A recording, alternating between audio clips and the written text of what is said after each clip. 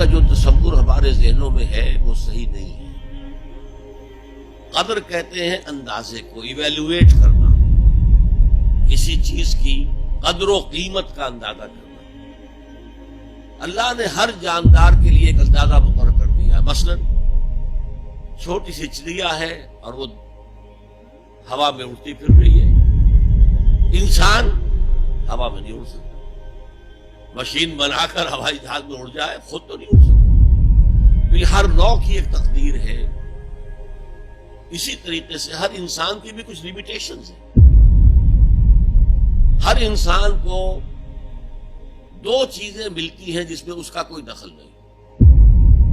اسے والدین کی طرف سے جینز مل رہے ہیں، اس کے اثرات اس کی شخصیت پر ہوں گے۔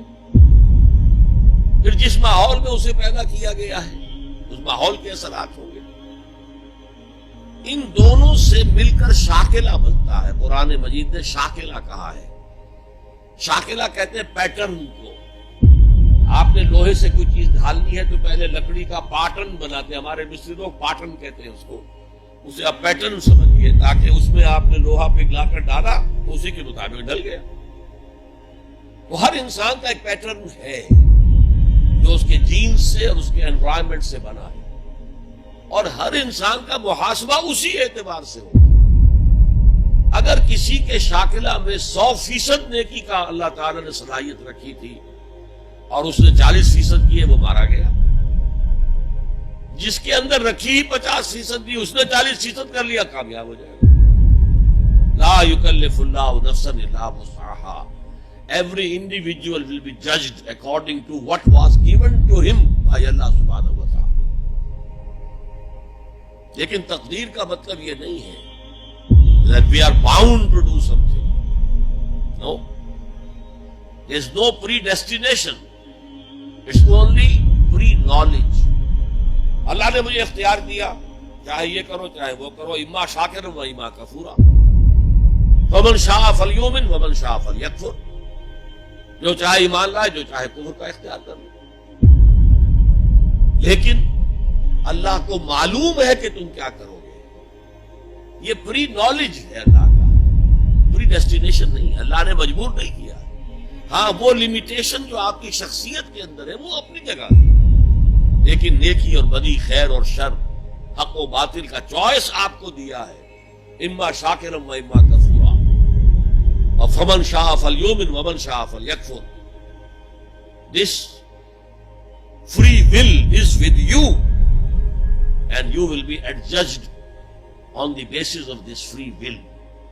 البتہ کتنی نیکی تم کر سکتے تھے اتنی کر لی، کامیاب، چاہے وہ مقدار میں کم ہو۔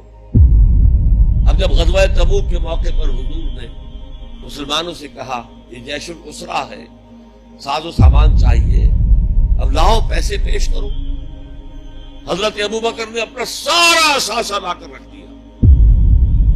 پوچھا اپنے بال بچوں کے لیے کچھ چھوڑ کر آیا؟ کچھ نہیں چھوڑا۔ صدیق کے لیے ہے خدا کا رسول، بس اللہ کا نام چھوڑ کر آیا۔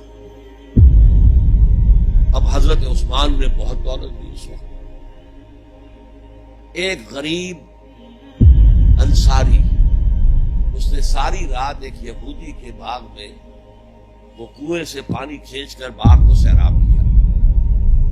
صبح کو اسے کچھ کھجوریں مل گئی اجرت کے طور پر۔ اس نے آدھی لا کر اپنے بال بچوں کو دے دی، گھر کا نفقہ، نان نفقہ شام تک کے لیے، آدھی حضور کے سامنے لا کر رکھ دی۔ جو منافقین موجود تھے انہوں نے تمسخر اڑایا، ہاں جی ہاں، بغیر ان کھجوروں کے تو یہ لشکر جا ہی نہیں سکتا، یہ تو بہت۔ حضور نے کیا کہا؟ ان کھجوروں کو اس پورے ڈھیر کے اوپر پھیلا دو، اللہ کی نگاہ میں یہ اس پورے ڈھیر سے زیادہ بھاری ہے۔ آپ جو کچھ کر سکتے ہیں کیجئے۔ اللہ تعالیٰ کی لاٹھی اندھے کی لاٹھی نہیں ہے جو برابر چلے سب پر، بلکہ ایوری انڈیویجول اس کے علیحدہ علیحدہ حساب ہوگا۔ اللہ کا کمپیوٹر بہت بڑا ہے، بہت بڑا ہے، بہت بڑا ہے، وہ ہر ایک کی قدر و قیمت کا تعین کر لے۔ اگلا سوال، آپ نے کہا تھا جس نے قرآن کو جھٹلایا وہ عنقریب خسارے میں ہے، تو قرآن اور حدیث حدیث کی کتابیں ہونے کے باوجود بھی ہمارے علماء مسجدوں میں، گھروں میں اور درسوں میں قرآن کی باتیں چھوڑ کر بزرگوں اور اماموں کی کتابیں کثرت سے پڑھتے اور پڑھاتے ہیں۔ کیا ہمارے علماء یہ نہیں جانتے کہ قرآن ہی بخشش کا ذریعہ ہے اور قرآن میں ہی سب فضائل اور مسائل ہیں؟ پھر وہ ایسا کیوں کرتے ہیں؟ تسلی بخش جواب دیں۔ میرے پاس یہ اختیار تو نہیں ہے کہ آپ کی لازمن تسلی کرا دوں، البتہ میں عرض کرتا ہوں علماء کرام کو برا بھلا کہنے کی بجائے اپنے گریبانوں میں جھانکیے۔ آپ خود کیوں نہیں پڑھتے دین کو؟ آپ نے ڈاکٹری پڑھی، آپ نے انجینئرنگ پڑھی، آپ نے MBA کیا، آپ نے کمپیوٹر سائنس کے اندر MSc کیا، آپ کیوں نہیں پڑھتے؟ آپ نے یہ مولوی پروفیشن کریٹ کیوں کیا ہے؟ اسلام میں کوئی مولوی پروفیشن نہیں ہے۔ اسلام میں نہ پاپائیت ہے نہ برہمنیت ہے۔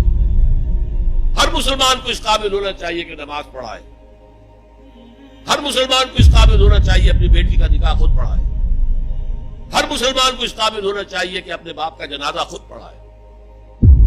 جو دعا اس کے دل کی گہرائی سے نکلے گی وہ کسی عالم دین کے دل سے نکل سکتی ہے۔